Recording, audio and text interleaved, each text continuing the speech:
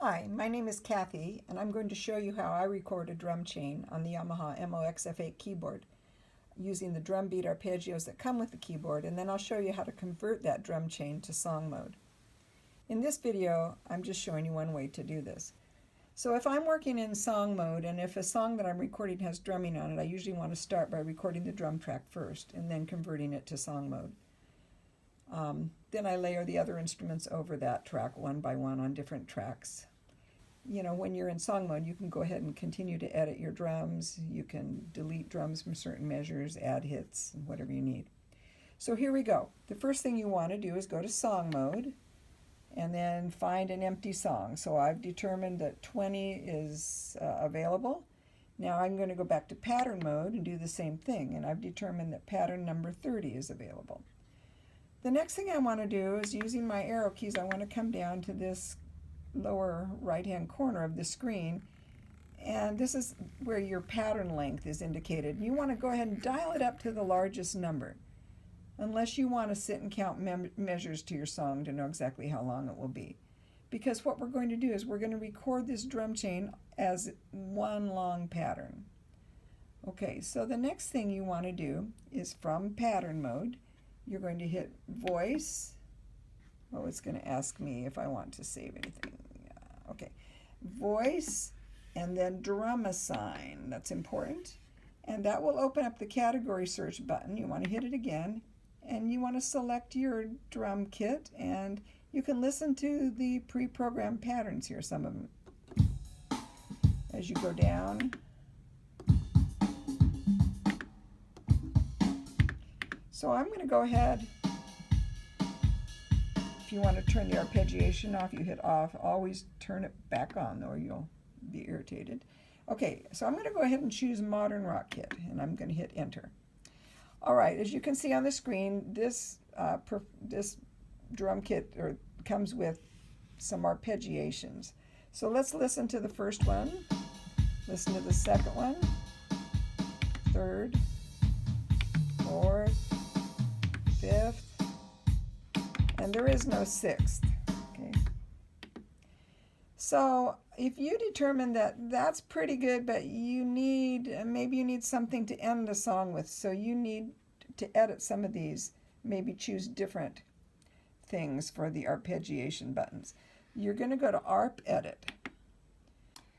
After you get into the ARP Edit screen, go down to Main and make sure that the switch is on and that the hold is on, and change timing is on measure. Now go back to type.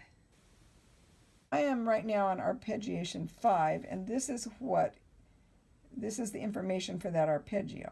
So let's go ahead. This will now, when I'm in ARP Edit, it allows me to choose ARP 6, which hasn't been edited yet. And you can see that there's no data here. So I'm going to go up here. The pre refers to the fact that these are pre-recorded beats. Then for category, you want to go to drum percussion. So I'm looking for that. And there we are. All right, now it has me on the rock beat, probably the same one that these other arpeggiation numbers are using. So I'm going to go down to this number here, and I'm going to hit a key to start the beat, and I'm just going to dial up different things and listen. If you look at the top of the little screen, you can see those letters FC. The F refers to a fill. Oh, I like that one, because that will help me end my piece. Okay, so I'm going to turn arpeggiation off and then back on. Now I'm almost ready to record. I'm going to hit record, and it brings up this screen. So you want to make sure that the sequence mode, it might come up as song, you want to change it to pattern. We decided that we're working on pattern number 30. The section A, don't worry about that right now. The section length, this is how many measures it's going to be. I went ahead and dialed 256 because I don't know for sure. Actually, I do know. I'm going to only do 14 measures for you. But, you know, just keep it big. All right, I am not quite ready to hit play because I have to go through my song and I have to determine how many measures of each arpeggiation I want. And that takes a little time. If you're working off of sheet music and you just want to make indications in the music, let's say you're trying to make a recording of a piece of sheet music for somebody, or if you've just got to chart out your song. So I know I'm going to need 1 measure of arpeggiation 4, then 3 measures of arpeggiation 1, 1 measure of arpeggiation 2, 3 measures of 1, and 1 of 6. Okay, so now I'm ready to hit play. Oh, because I'm starting on arpeggiation 4, I'm going to go ahead and already have that pushed. Once the count off is finished, you have to strike a key to initiate the drums. So here we go. And 1, 2, 3, 1, 1, 2, 3.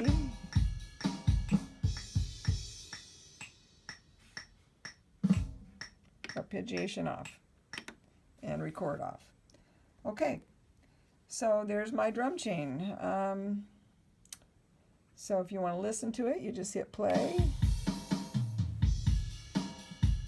Okay, so it's there. So after you have recorded it, now you have to go to chain mode. If you look at chain, and you have to re-record it. So I'm going to hit record, and chain mode always defaults to 120. I'm going to just speed it up a little. And you can change the tempo over in song mode, so don't get too hung up on this. All right, and then I just hit play.